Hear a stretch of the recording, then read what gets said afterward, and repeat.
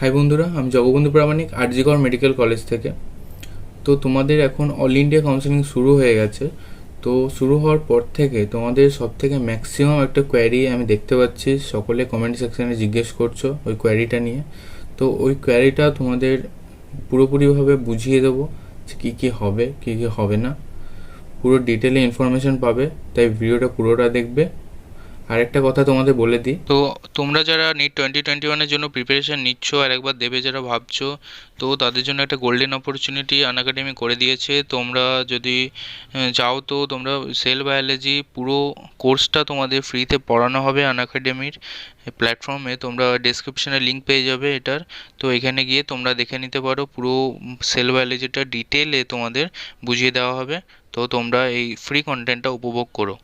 আরেকটা হচ্ছে, তোমাদের যাদের ফিজিক্সও একটু উইক আছে, তো তোমরা যদি চাও তো ফিজিক্সটাও পড়ে নিতে পারো। তোমাদের স্যার যে আছেন আনএকাডেমির, গৌরব গুপ্তা স্যার, তো ওখানেও তোমাদের ফিজিক্সে টপিক তোমাদের বুঝিয়ে দেবে।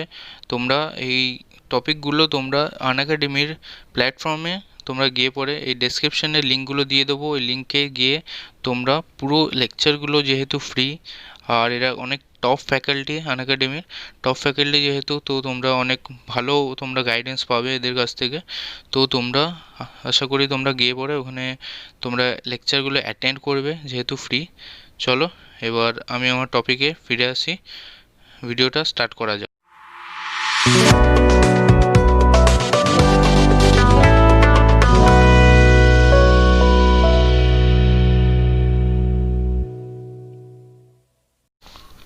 তো মেন টপিকে তোমাদের আসি।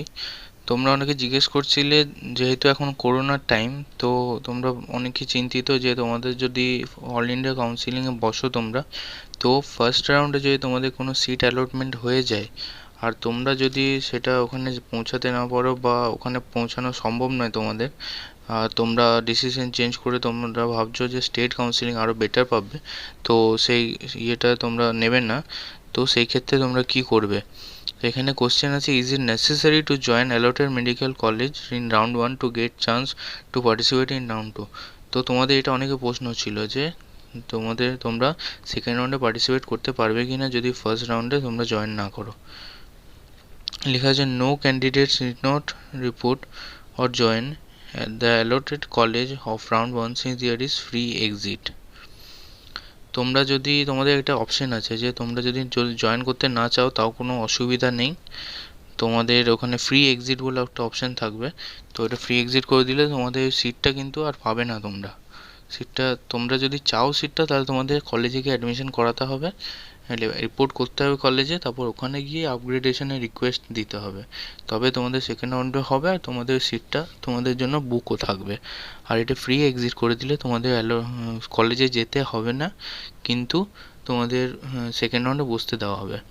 ঠিক আছে, however if they want to hold round 1 seat, they can join the college of round 1 and give upgradation willing for round 2. বুঝলে যেটা বললাম?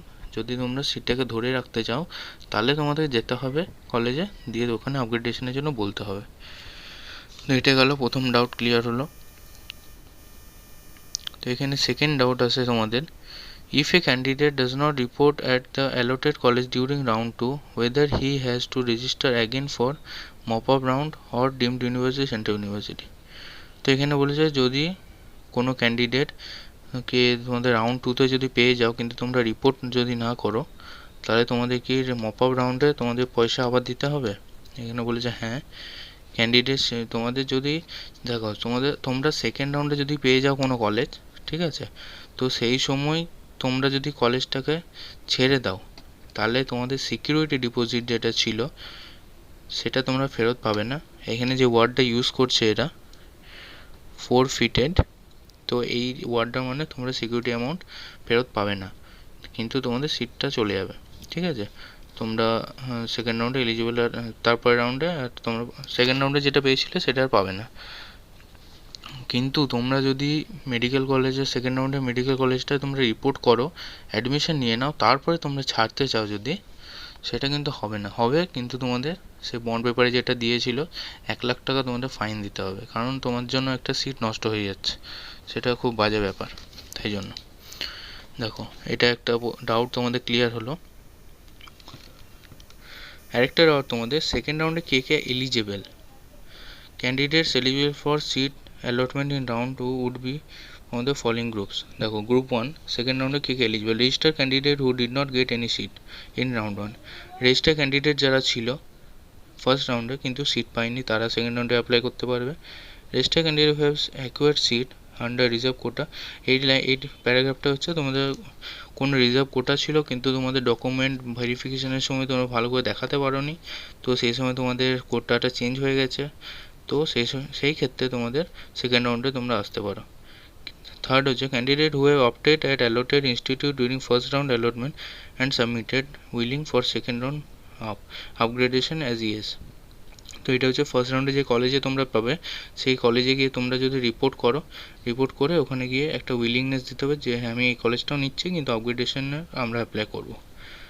ফোর্থ হচ্ছে candidate who have been allotted a seat but not joined. এটা যেটা বললাম free exit, তোমাদের seat হয়েছে কিন্তু তোমরা যদি ফ্রি এক্সিট করে দাও তাহলে ওখানে তোমরা আর পাবে না, জয়েন করোনি এটা। Candidate who have resign from allotted seat of first round at college, এটা হয়ে গেল। তারপরে যেটা ডাউট তোমাদের, who are not eligible, second রাউন্ডে কে কে এলিজিবল নয়। Candidate who has become non eligible due to having inadequate document as per eligibility criteria. তোমাদের ডকুমেন্ট ঠিক ছিল না ফার্স্ট রাউন্ডে, তো তোমরা পাবে না সেটা। আরেকটা হচ্ছে who have not register in round 1 ও রাউন্ড 2। তোমরা যদি রাউন্ড 1-এ রেজিস্টার না করে থাকো তাহলে তোমাদের রাউন্ড 2-তে বসতে দেওয়া হবে না। ঠিক আছে, আশা করি এই ডাউটটা তোমাদের আমি সলভ করতে পেরেছি। আরেকটা ডাউট কমন আমি যেটা দেখছি ওটা হচ্ছে এইটা 40 নম্বর পয়েন্ট। 40, হ্যাঁ এটাই। Once after I joined second round of counseling of 15% AIQ, can I leave, resign to join state quota, private quota seat? তো এটা যে বললাম তোমাদের যে তোমরা ছাড়তে পারো কিন্তু তোমাদের একটা সিকিউরিটি অ্যামাউন্ট হতে যাবে, আর তোমাদের যদি তোমরা তোমরা ভিতরে অ্যাডমিশন নেওয়ার পর ছাড়লে তোমাদের 1 লাখ টাকা ফাইন লাগবে। ঠিক আছে, এটাই এতদিনই তোমাদের যা যা ডাউট ছিল তোমরা ম্যাক্সিমাম এইসব ডাউটই জিজ্ঞেস করছিলে, অনেকেরই কমেন্ট আমি দেখেছি। তো এখানে তোমাদের আশা করি ডাউটটা সলভ করতে পেরেছি। তো আরও কোনো অন্যান্য ডাউট থাকতে তোমরা কমেন্ট সেকশনে আমাকে জানিও, আমি চেষ্টা করব ডাউটগুলো সলভ করার। আর অন্যান্য কাউন্সিলিং রিলেটেড ভিডিও চ্যানেলে অলরেডি আপলোড আছে, সেগুলো দেখো আর অন্যদেরকেও বলো শেয়ার করতে। ভিডিওগুলো ভালো লাগে থাকলে কমেন্ট করো, লাইক করো আর চ্যানেলটিকে সাবস্ক্রাইব করে দিও। চলো tata, bye bye, all the best.